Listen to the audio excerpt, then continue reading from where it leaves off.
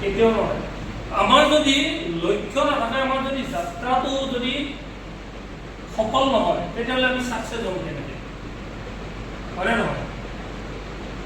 আপোনালোকে যদি ভাবিছে যে গুৰু নোহোৱাকৈ আমি আগবাঢ়িম, মন্ত্ৰ কেতিয়াও সফল নহ'ব। যি লাগে আপুনি নেটৱৰ্কিং চিষ্টেমত গুৰুৱে কওক, ধৰ্ম গুৰুৱে কওক। গুৰু কেই প্ৰকাৰ? 3 প্ৰকাৰ আছে। আমি 3 প্ৰকাৰ গুৰু পাইছোঁ নে নাই? কি পাইছোঁ? প্ৰথমতে আমি কি পাওঁ? আদিগুৰু, শিক্ষাগুৰু আৰু দীক্ষাগুৰু। আমিতো তিনি প্ৰকাৰৰ গুৰুৱে পাওঁ। আদিগুৰু হৈছে আমাৰ পিতৃ মাতৃ, আৰু শিক্ষাগুৰু হৈছে স্কুলৰ, দীক্ষাগুৰু আমাৰ যিয়ে আমাক দীক্ষা দিয়ে, অৰ্থাৎ ধৰ্ম জনে যি ধৰ্ম লয়, যাক আমি গুৰু বুলি মানো। কিন্তু এইটো স্থানতো আমাৰ এই প্লেটফৰ্মতে এজন গুৰু আছে আমাৰ। সেইজন হৈছে আপলাইন। আপলাইন আপোনাৰ লাগে আকৌ জানকে বা নাজানকে, আপুনি সদায় আপলাইনক আপলাইন হিচাপে মানিব লাগে। তেওঁ আপোনাক লিখিব নোৱাৰে, তেওঁ চহী কৰিব নাজানে, সেইটো ডাঙৰ কথা নহয়। কিন্তু তেওঁৰ দ্বাৰাই আপুনি এই জগত জিনিব পাৰিব, তেওঁৰ দ্বাৰাই আপুনি আপোনাৰ জীৱন ছাকচেছ কৰিব পাৰিব, তেওঁৰ দ্বাৰাই আপুনি আপোনাৰ লক্ষ্যস্থান পূৰণ কৰিব পাৰিব। হয়নে নহয়? মানিব কাৰণে এইখিনি কথা। আপলাইন এজন এনেকুৱা, আজি আমি বহুত প্ৰগ্ৰেমত আমি কি দিওঁ, এটা মটিভেশ্যন দিওঁ এজন বাইদেউৰ ওপৰত। বাইদেউজন হৈছে বৰপেটা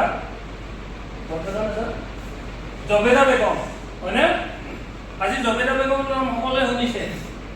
তেখেতক লৈ আমি কেতিয়াবা আমি মটিভেশ্যন দিওঁ, তেখেতৰ আমি পিকচাৰ কেতিয়াবা দেখুৱাই দিওঁ। কিহৰ কাৰণে? তেওঁ কিন্তু একো নাজানে। তেওঁ নিজে এজন অপাৰক বুলি তেওঁ নিজে কয়, আৰু মঞ্চত আহি তেওঁ একো টিপছ মাৰো বুলি তেওঁ নিজে কয়। কিন্তু তেওঁৰ দ্বাৰাই, তেওঁ আজি গ'ল্ড ডিৰেক্টৰত আছে, তেওঁৰ দ্বাৰাই কিমান মানুহ ছাকচেছ হয়। আজি অডিয়েন্সৰ প্লেটফৰ্মত আহি তেওঁ নিজৰ পৰিয়াল চলাই আছে, এটা লক্ষ্যস্থান পাইছে। তেওঁৰ তলত বিভিন্নজন মানুহে আজি বিদেশ ভ্ৰমণ কৰি আছে, তেওঁ কিন্তু একো নাজানে। তেওঁ যিয়ে মানিছে তেওঁ কিন্তু ছাকচেছ হৈছে। আমি যদি ভাবোঁ যে মোৰ আপলাইনজনে একো নাজানে, ভাল এটা প্লান দিব নাজানে, ভাল প্লেনিং কৰিব নাজানে, ভালকৈ কথা ক'ব নাজানে, সেইটো যদি আমি ভাবি লওঁ তেতিয়াহ'লে আমাৰ ভুল হ'ব। গতিকে গুৰু যিয়ে নহওক, লাগে গাছৰ মূৰাই হওক, আপুনি সদায় আপলাইনজন যিয়ে নহওক আপলাইন হিচাপে মানিব লাগে।